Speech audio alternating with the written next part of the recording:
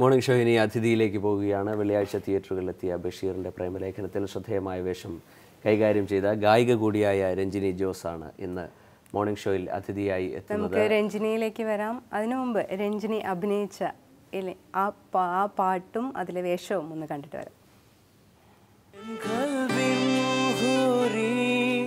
ഒരു നോട്ടം മാത്രം ഞാൻ മോഹിച്ചെന്നാൽ ഒരു ജന്മം മുഴുവൻ നീ തന്നില്ല.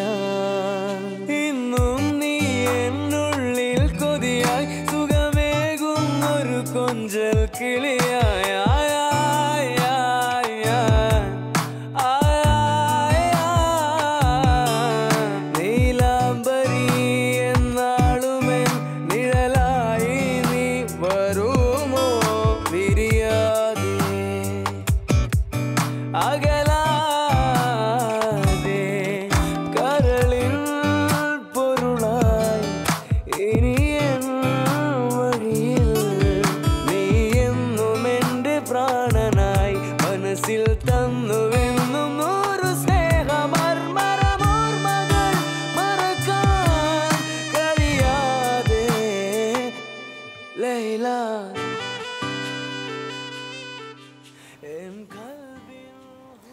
വളരെ സിമ്പിളായ രസകരമായ ഒരു ചിത്രം.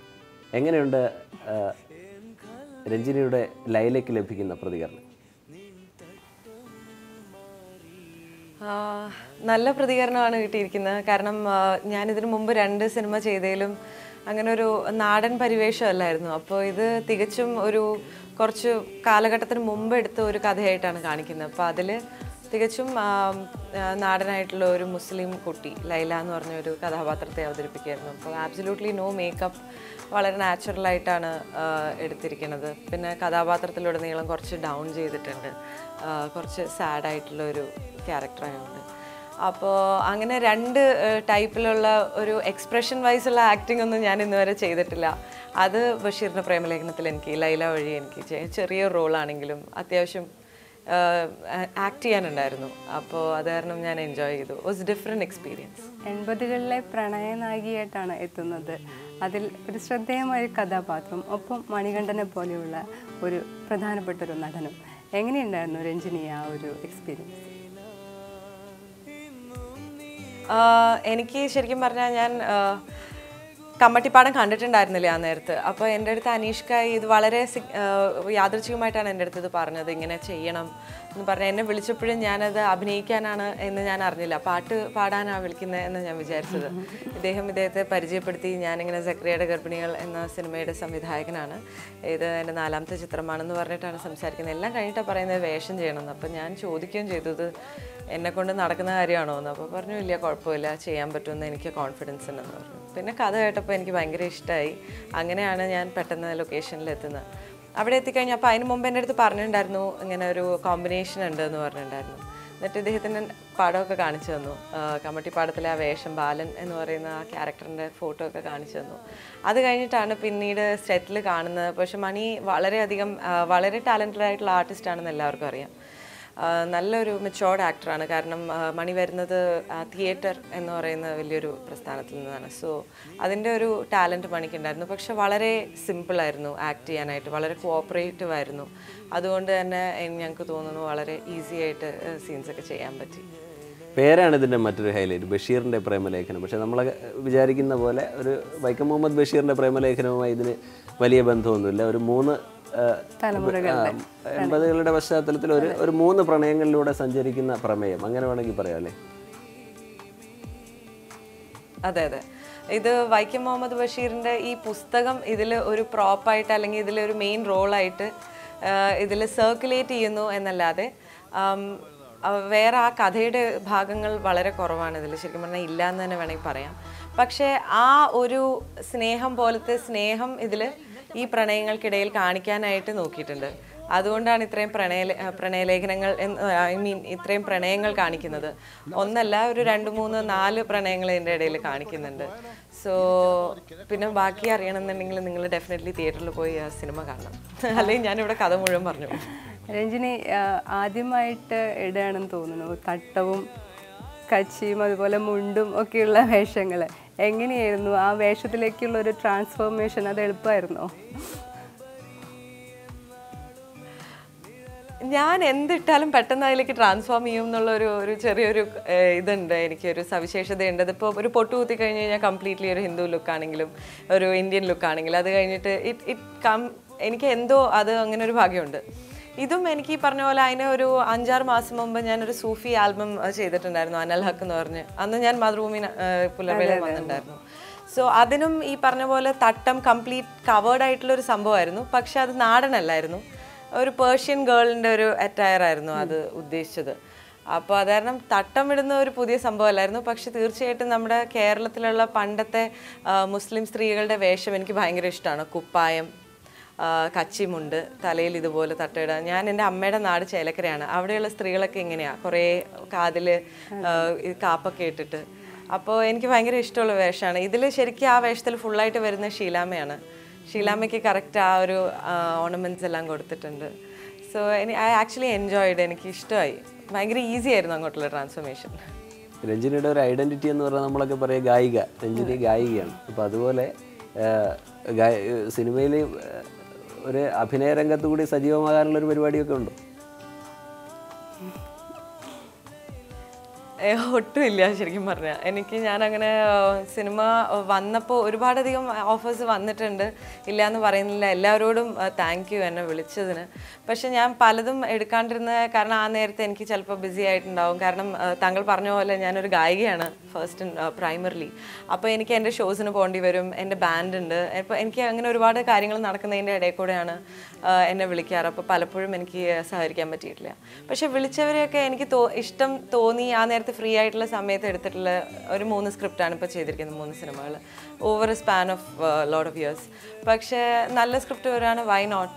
എല്ലാവരും ഇന്നത്തെ കാലത്ത് ഐ ബിലീവ് വൺ ലൈഫ്. അപ്പോൾ നമുക്ക് ടാലൻറ്റ് ഉണ്ടെന്ന്, നമുക്ക് കോൺഫിഡൻ്റ് ഉണ്ടെന്ന് തോന്നുന്ന റോൾസൊക്കെ യു ക്യാൻ ഡു. അല്ലാണ്ട് അങ്ങനെ പ്രത്യേകിച്ച് ഒരു ഹാർഡ് ആൻഡ് ഫാസ്റ്റ് റോൾസ് ഒന്നുമില്ല. ഞാൻ ഈ അഭിനയിക്കാൻ പോവാണെന്നോ അങ്ങനെ ഒന്നും ഞാൻ ഒട്ടും ആലോചിച്ചിട്ടില്ല. രഞ്ജിനി, ഇതിലൊരു തലമുറകളുടെ സംഗമം കൂടിയുണ്ട്. പ്രത്യേകിച്ചും മധു ഷീല ജോഡികൾ ഒരുമിച്ച് എത്തുന്നു എന്നുള്ള ഒരു പ്രത്യേകത കൂടിയുണ്ട് ഈ സിനിമയ്ക്ക്.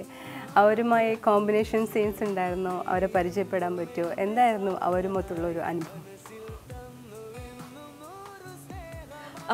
ഷീലാമ്മയെ എനിക്ക് ഒരുപാട് കൊല്ലം മുമ്പ് തുടങ്ങി അറിയാം. 2004-2005 ഞങ്ങൾ ആദ്യമായിട്ട് ഞാൻ മോഹൻലാൽ സാറിൻ്റെ കൂടെയുള്ള ഒരു ഷോന് ഞാൻ പോകുന്ന മൊഹബത്ത് എന്ന് പറഞ്ഞിട്ട് ഗൾഫ് കൺട്രീസിൽ. അതിൽ ഷീലാമ്മ ഉണ്ടായിരുന്നു. അപ്പോൾ എനിക്കൊരു 1 മന്ത് ഷീലാമ്മയുടെ കൂടെ ഉണ്ടായിരുന്നു. അതിൻ്റെ എക്സ്പീരിയൻസിൻ്റെ പരിചയമുണ്ട്. പിന്നെ കുറേ ഷോസിന് പോയപ്പോഴൊക്കെ ഷീലാമ്മ അവിടെ ഗസ്റ്റായിട്ട് വന്നിട്ടുണ്ട്. അപ്പോൾ ഷീലാമ്മ എനിക്ക് നേരത്തെ അറിയാം, പക്ഷേ ഒരു സിനിമയിൽ ഡെഫിനറ്റ്ലി ആദ്യമായിട്ടാണ്. മധു സാറിനെ നമ്മൾ ഒരുപാട് ഇവൻറ്റ്സിൽ കണ്ടിട്ടുണ്ട്, അറിയാം. പക്ഷേ ഇവരുമായിട്ടുള്ള കോമ്പിനേഷൻ ഷോട്ട്സ് എനിക്ക് ഉണ്ടായിരുന്നില്ല. പക്ഷെ സ്റ്റിൽ എന്തൊക്കെ പറഞ്ഞാലും അവരുള്ള ഒരു സിനിമയിൽ വേറൊരു പേരായിട്ട്, അതായത് മധു സർ, ഷീലാമ്മ, സന ഫറാൻ, ഞാൻ, മണി, ഇങ്ങനെയുള്ള ഒരു മെയിൻ സ്ട്രീം കപ്പിൾസിൽ ഒരാളായിട്ട് ഉണ്ടാവാൻ പറ്റുക എന്ന് പറഞ്ഞ വലിയൊരു കാര്യമാണ്. പാട്ടുകളിലാണെങ്കിലും എൻ്റെ ലൈല എന്ന് പറഞ്ഞ ഒരു ക്യാരക്ടറിൻ്റെ പുറത്തൊരു പാട്ടുമുണ്ട്. സോ ഐ തിങ്ക് എല്ലാ രീതിയിലും ഐ എം ക്വൈറ്റ് ലക്കി. ഒരു പഴയ കാലത്തിലേക്ക് തിരിച്ചു പോവുക എന്നൊരു നൊസ്റ്റാൾജിയൊക്കെ ഫീലൊക്കെ തരുന്ന ഒരു രസകരമായ റൊമാൻറ്റിക് കോമഡി എന്ന് നമുക്ക് ചിത്രത്തെ വിശേഷിപ്പിക്കാൻ പറ്റും എന്ന് തോന്നുന്നു അല്ലേ? അതെ അതെ അതെ തീർച്ചയായിട്ടും. കാരണം ഇത് റൊമാൻറ്റിക് കോമഡി തന്നെയാണ്. അത് ഇതിനു മുമ്പ് ഇറങ്ങുന്നതിന് മുമ്പും ഞാൻ കൊടുത്തിട്ടുള്ള എല്ലാ ഇൻ്റർവ്യൂസിലും ഞാൻ അങ്ങനെ തന്നെയാണ് പറഞ്ഞിരിക്കുന്നത്. ഇതൊരു റൊമാൻറ്റിക് കോമഡിയാണ്. കാരണം കുറേ പേർക്ക് ഈ ബഷീറിൻ്റെ പ്രേമലേഖനം എന്ന് കാണുമ്പോൾ അവരുടെ വിചാരം ഇത് ഈ നോവലിൻ്റെ അഡാപ്റ്റേഷൻ ആണെന്നാണ്. പക്ഷെ അല്ല, ഇത് റൊമാൻറ്റിക് കോമഡിയാണ്. ഞാൻ നേരത്തെ പറഞ്ഞ പോലെ book is just A part of the story. അപ്പോൾ ഇതിലെന്ന് പറഞ്ഞു കഴിഞ്ഞാൽ ഒരുപാടധികം ചിരിക്കാനുള്ള വകയുണ്ട്. ഹരീഷ് പെരുമണ്ണ തുടങ്ങിയ ഒരുപാടധികം കൊമേഡിയൻസ് ഇതിൽ ആക്ട് ചെയ്തിട്ടുണ്ട്. ഒരു വലിയ ബഞ്ച് ഓഫ് ആർട്ടിസ്റ്റ് തന്നെ ഈ സിനിമയിലുണ്ട്. അവർക്കൊക്കെ ഒരേപോലത്തെ സ്ക്രീൻ സ്പേസുമാണ് കൊടുത്തിരിക്കുന്ന ഡയറക്ടർ അനീഷ്ക. പിന്നെ ഇതിൻ്റെ ഈ കഥ എന്ന് പറയുന്നത് കുറച്ച് ഡിഫറെൻ്റ് ആയിട്ടുള്ള കഥയാണ്. പുതുമുഖ എഴുത്തുകാരാണ് ഉള്ള ബിബിനും ഷിനോദും ഷംസീറും. അപ്പോൾ എല്ലാവരും അവരവരുടെ ഭാഗം വളരെ മനോഹരമായിട്ട് ചെയ്തിട്ടുണ്ടെന്നാണ് തോന്നുന്നത്. എൻ്റെ ക്യാമറ വർക്ക് ആണെങ്കിലും ചെയ്തിരിക്കുന്ന Sanjay is the youngest cameraman in the industry. 21 വയസ്സേ ഉള്ളൂ സഞ്ജയിന്. സഞ്ജയ് മനോഹരമായിട്ട് പാട്ടുകളൊക്കെ I think has come out really well. പിന്നെ വിഷ്ണു മോഹൻ സിത്താര, അദ്ദേഹമാണ് പാട്ടുകൾ മനോഹരമായിട്ട്, എല്ലാ പാട്ടും വളരെ വളരെ ഡിഫറെൻ്റ് ആണ്. പെണ്ണെ പെണ്ണെ is my favourite, Laila is my second, അങ്ങനെ ഒരുപാടധികം പാട്ടുകളുണ്ട്.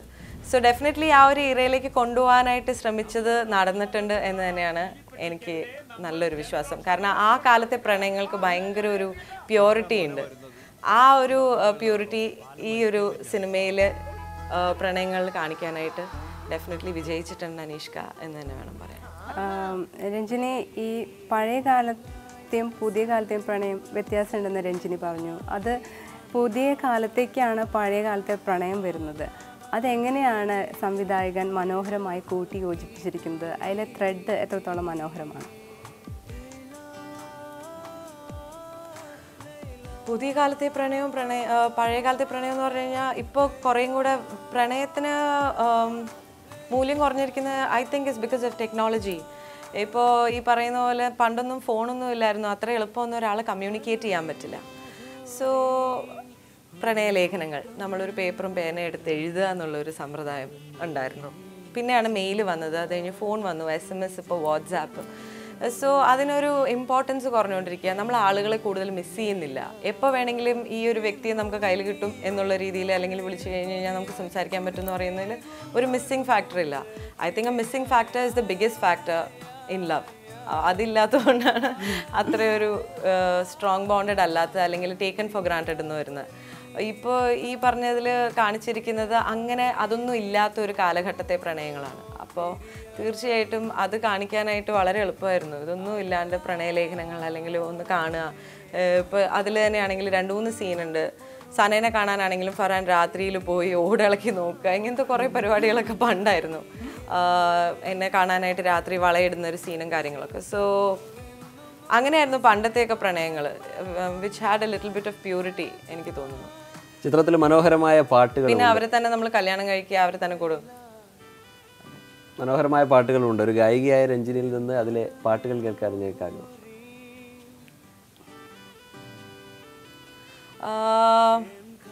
ഷുവർ. പാട്ട് പാടാനല്ലേ പറയുന്നത് എന്നോട്? അതെ അതെ രഞ്ജിനി. അപ്പൊ ഞാൻ അഭിനയിച്ച ആ സീൻ തന്നെ. ലൈല ലൈല നിന്നെ കാണും നേരം, ലൈല ലൈല നിന്നെ കാണും നേരം, നിന്നോടിഷ്ടം കൂടാൻ നെഞ്ചിൽ കൊതിയാവുന്നു, നിന്നരികത്തണയാൻ എൻ കൽബിൽ പെരുന്നാൾ. പിന്നെ അത് കഴിഞ്ഞിട്ടൊരു ബൈത്താണ്. ആ ബൈത്ത് എനിക്ക് കറക്റ്റായിട്ട് അറിയില്ല, തെറ്റിപ്പാടാൻ എനിക്ക് വലിയ താല്പര്യമില്ല. ഹമ്മിങ് ആണല്ലേ അതല്ലേ ഏറ്റവും സുന്ദരമായതെന്ന് തോന്നുന്നു. ആ ബൈത്ത്, ഇതിൽ ഒരുപാട് പാട്ടുകൾ ബൈത്തിനെ ബേസ് ചെയ്തിട്ടാണ് അനീഷ്ക ചെയ്തിരിക്കുന്നത്. അപ്പൊ ആ ബൈത്ത് എല്ലാ പാട്ടിലും ബൈത്ത് ഉണ്ട്. രഞ്ജിനിക്ക് വേറൊരു പാട്ടും കൂടി ഇതിൽ ഇഷ്ടമാന്ന് പറഞ്ഞു, അതിലേക്ക് കൂടി 2 വരി പാടാമോ? അതിന്റെ വരി തെറ്റിച്ചാണ് ഞാൻ പാടുക. പാടിക്കഴിഞ്ഞ് കഴിഞ്ഞാൽ ഞാൻ എവിടെയെങ്കിലുമൊക്കെ വരി അറിയില്ലേ, ഞാനാ പാടാം. പെണ്ണെ പെണ്ണെ നിൻമൊഴി കാത്ത്, കണ്ണി കണ്ണി ഞാനൊരു കത്ത്, തിങ്കൾ കിണ്ണം വെണ്ണിലാവിൽ തൂകും പോലെ,